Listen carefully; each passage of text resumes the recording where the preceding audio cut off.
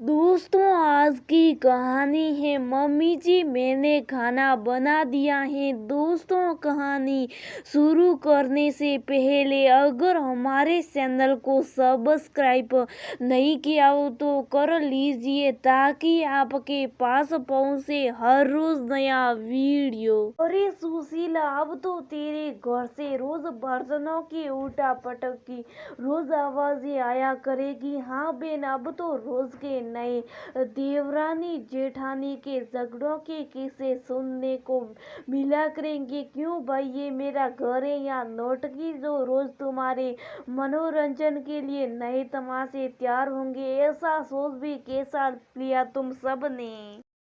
अब इसमें गलत भी क्या कर रहे हैं। सब तुम्हारी बड़ी बहू अनुराधा घर संभालती हैं और छोटी नौकरी करती हैं। तो बताओ कैसे होगा निभा मेरे घर की इतनी चिंता मत करो। तुम सब नाश्ते का मजा लो और अपने घर की राय पकड़ो। जो कुछ होगा मैं अपने आप ने संभाल लूंगी। सुशीला ने पड़ोसियों को तो चुप करके भेज दिया, लेकिन उनके मन में भी ये बात उमड़ घुमड़ कर बार बार आ रही थी कि वो कहीं अब घर के हालत बिगड़ने ना लगे। वैसे तो सुशीला जी एक समझदार सुलझी हुई महिला थी, लेकिन किसी भी महिला की समझदारी एक समय के बाद धरी रह जाती है, खास तौर पर तब जब उसके घर में एक से ज्यादा बहू हो।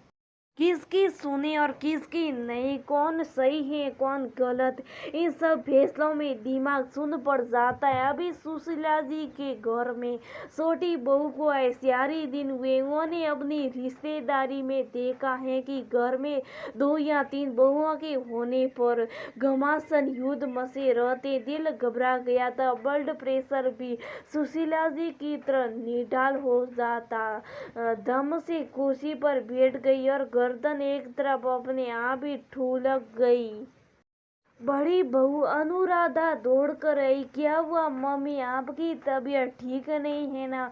मैंने पहले कहा था थोड़ा आराम कर लो, लेकिन आप वो कहाँ सुनती हो। इसमें पहले कि अनुराधा पलटकर उनके लिए पानी लाती, छोटी बहू नर्मदा नींबू पानी ले आई।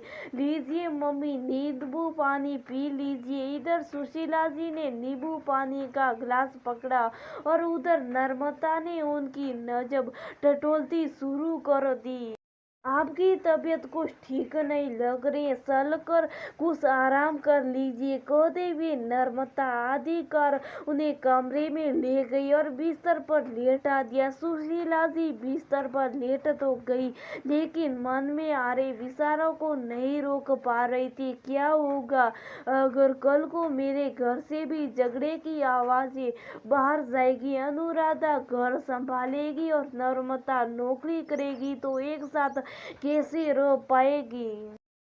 आने वाले समय में अनुराधा भी तो कह सकती है कि मैं क्या नौकरी रानी हूँ जो सारे घर का काम करूँ। वही नर्मदा को पैसा कमाने का घमंड भी हो सकता है। बात बढ़ी तो पक्का मेरा परिवार टूट जाएगा।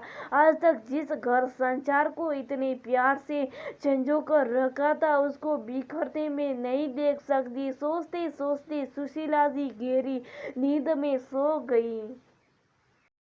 अगले दिन सुबह आंख नर्मदा की आवाज के साथ खुली। अब कैसी तबीयत है आपकी मम्मी जी?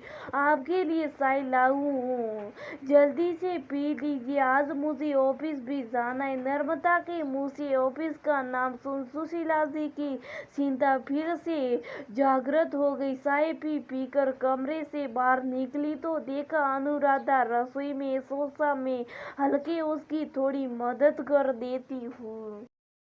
तभी छोटी बहू नर्मदा उनका हाथ पकड़ डाइनिंग टेबल पर ले गई। पीछे पीछे अनुराधा भी चली आई। मम्मी जी, मैंने सबके लिए नाश्ता बना दिया, आप पहले नाश्ता कर लीजिए और फिर मुझे आपसे कुछ खास बात भी करती है। नर्मदा का इतना कहना था कि सुशीला जी का दिल धक से रह गया। नर्मदा तो आज ही अलग होने की बात करने वाली हैं। अपने मन को मजबूत कर सुशीला जी ने खुद को नर्मदा की बात सुनने के लिए तैयार करा। मम्मी जी, मैं आपसे एक फुल टाइम मेड रखने की अनुमति चाहती हूँ। हमें अपने परिवार को प्यार और सहयोग से चलाने के लिए कुछ व्यवहारिक कदम उठाने होंगे जो हमारे परिवार को टूटने से बचा सकते हैं। आप तो जानती हैं कि मेरे आ जाने से दीदी के लिए काम बढ़ गया। मैं उन्हें रसोई में पूरा सहयोग नहीं दे सकती, इसलिए यदि हम मेड रखते हैं तो वह दीदी के लिए अतिरिक्त भार को कम करेगी और उन्हें अपने और बच्चों के लिए समय मिलेगा। नर्मदा, झाड़ू पोछा और बर्तन के लिए काम वाली तो हमारे यहाँ हमेशा से लगी हुई थी, फिर फुल टाइम मेड क्यों? जानती हूँ मम्मी जी, लेकिन मैं जिस मेड की बात कर रही हूँ वह सुबह से शाम तक सारे दिन घर पर ही रहेगी और उसकी तनख्वाह में अपनी कमाई से देना चाहती हूँ। नर्मदा, क्या फर्क पड़ता है कि उस काम वाली को पैसे तुम दो या कोई और हो? मम्मी जी, इस बात से 2-4 महीने या साल भर फर्क नहीं पड़ेगा, लेकिन एक समय के बाद फर्क पड़ने लगेगा। यही छोटी छोटी बातें परिवार और रिश्ते में दरार ले आएगी।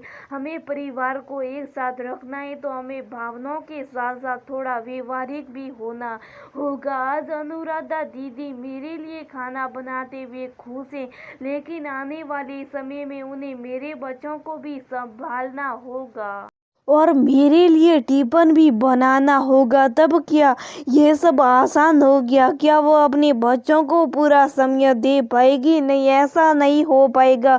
जब मैं पैसा कमाने में सक्षम हूँ तो मेरे भी कुछ कर्तव्य बनते हैं कि मैं परिवार को सुविधा दूँ और परिवार मुझे सहयोग। सुशीला जी ने नर्मदा की बात मान ली। अनुराधा और नर्मदा की आपसी समझ और व्यावहारिकता के कारण परिवार टूटने से बस गया। मोहल्ले की औरतें बेचारी इस आस में रोज उनके घर की शक्कर लगाती हैं कि किसी दिन तो कोई सटरकार देर खबर इस घर से मिलेगी, लेकिन कई साल बीत गए, उन्हें सिवाय हताशा के कुछ हाथ नहीं लगा। अब नर्मदा की शादी को 5 साल हो चुके थे। प्यारे प्यारे 200 बच्चों की माँ बन गई हैं।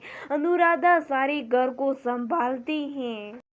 घर में फुल टाइम मेड के अलावा बच्चों के लिए अलग से एक आया रखी गई है। सुशीला और अनुराधा नर्मदा के बच्चों को बहुत ही प्यार के साथ पाल रही हैं।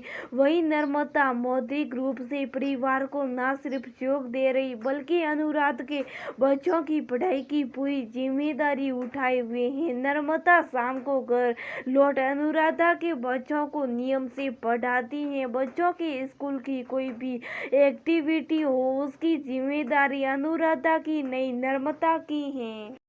इस तरह अनुराधा और नर्मदा ने बहुत ही समझदारी के साथ अपने परिवार को संभाल रखा।